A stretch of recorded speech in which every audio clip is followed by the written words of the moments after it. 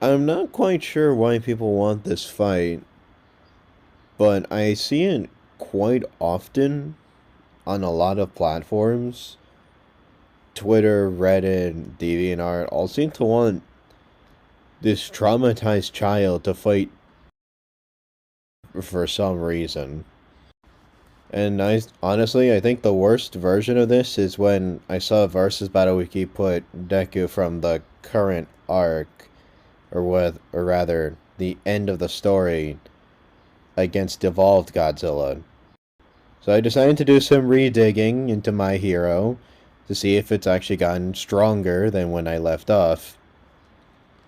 And it has, but I mean, you could maybe argue that in the 2019 days of MonsterVerse stuff, you could argue that it could be competitive then. Unfortunately, the MV decided to take and just got a lot more powerful in the last 5 years.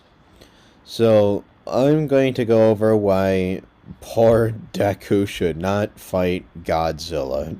I'm not gonna lie, this one's a bit more random, to be honest, but I figured it'd be kinda fun. So it was inspired by a couple of things. One, this really cool art piece I saw a while ago, and another being the stupidity of Versus Battle Wiki. That they actually put Deku current against Evolved Godzilla because, well, in their grand stupidity, they think that they're about the same level of power. And of course gave Deku the win because, well, as we know directly, Versus Battle Wiki does hate Godzilla. This is just a canon event, I suppose. Is this actually an interesting fight? Or is it a one-sided stomp? So for some context, I've kind of sort of kept up with my hero. It's not my favorite anime or anything like that, but it was worth at least noting since, Toho was spending their time on this rather than making an actually good Godzilla anime. So it was at least checking out what the hell that they were doing. Interestingly, things have gotten quite a bit more powerful in that universe. I remembered when it was generally accepted that these guys could maybe destroy mountains or perhaps even islands at their highest potential, but ever since things have started to really crank up, we have a buff American lady punching multiple nuclear bombs into the villain hard enough to blow up large islands. Recalculations of the movie Feat, where they blew up a storm, calculates anywhere from large island up to continental for the high ones.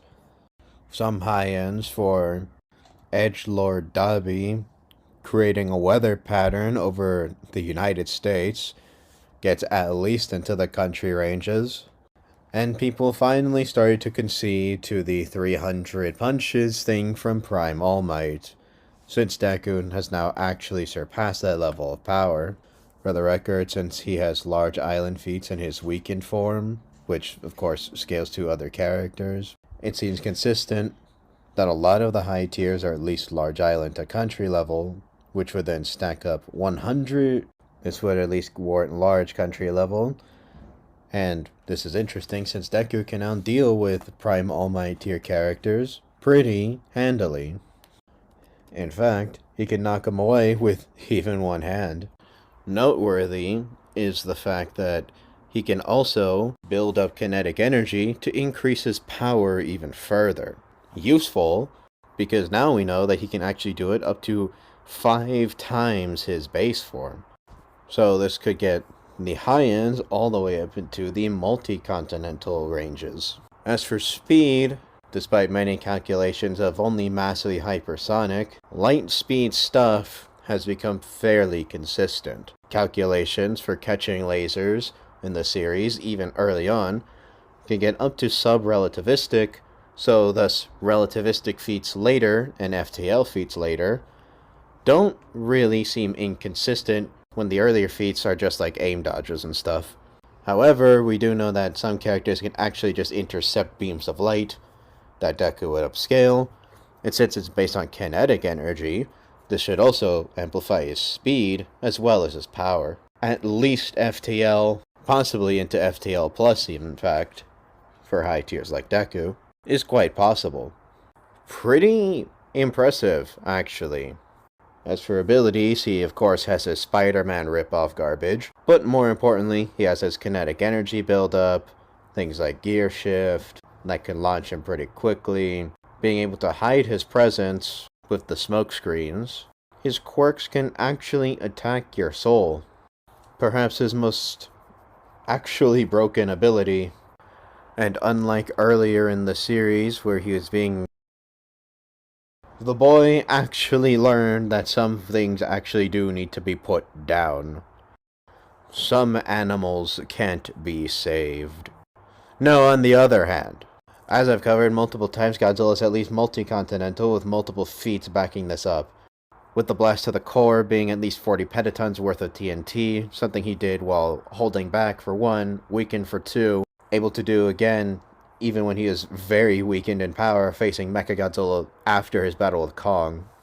He also scales to the likes of the Muto Prime, a creature that can generate category 12 earthquakes with strikes, as well as King Ghidorah, the alien invader whose passive existence can generate hypercanes so powerful that they can tear up the stratosphere and cover areas the size of Brazil, easily a multi-continental feat, especially when the dragon gets moving, since he can drag these storms across entire countries in mere minutes, making him at least hypersonic in flight speed with this gigantic storm on top of his back.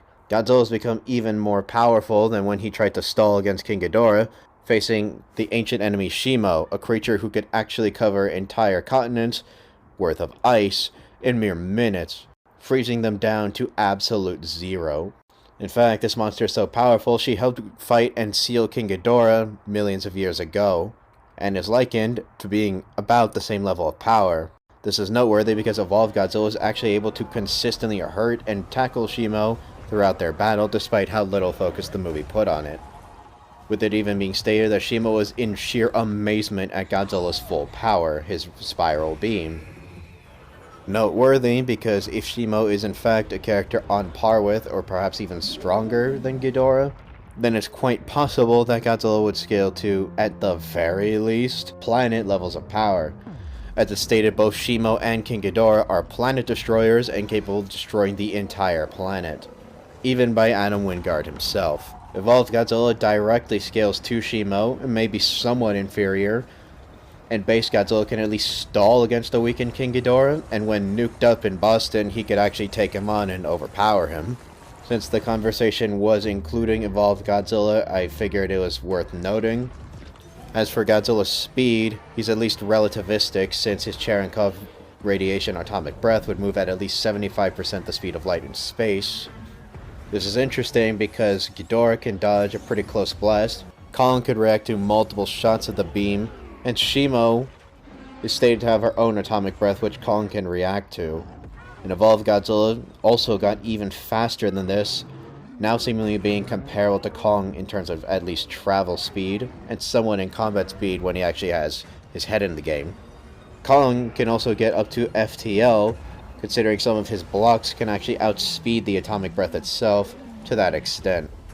With that in mind, it's quite possible for Godzilla to tag Deku, despite the speed disadvantage, because of various abilities. For example, his far greater range. His nuclear pulse in New Empire, which was heavily suppressed to maintain more power, could cover at least 30 kilometers in an EMP, and when amped up in Burning Godzilla form, he could blow away Ghidorah's Brazil-sized hypercane, meaning the pulse can actually cover a good bit of distance. More impressively for range is his atomic breath in GVK when he wasn't even at full power, and holding back on top of that, could blast over 6,000 miles into the core of the planet, and he had plenty of juice to spare for his fight with Kong, and even some for Mechagodzilla. Now Godzilla has 20 times higher energy, so in fact, he could spam over 20 of these and barely lose any stamina. Why he didn't do this in the film to just eviscerate the Scar King is, well, we call it bad writing. But hey, anime is no stranger to bad writing either, am I right? It seems quite possible that the young hero's in quite a lot of trouble. Godzilla outpowers, can scale in speed, and can definitely tag with his far greater range.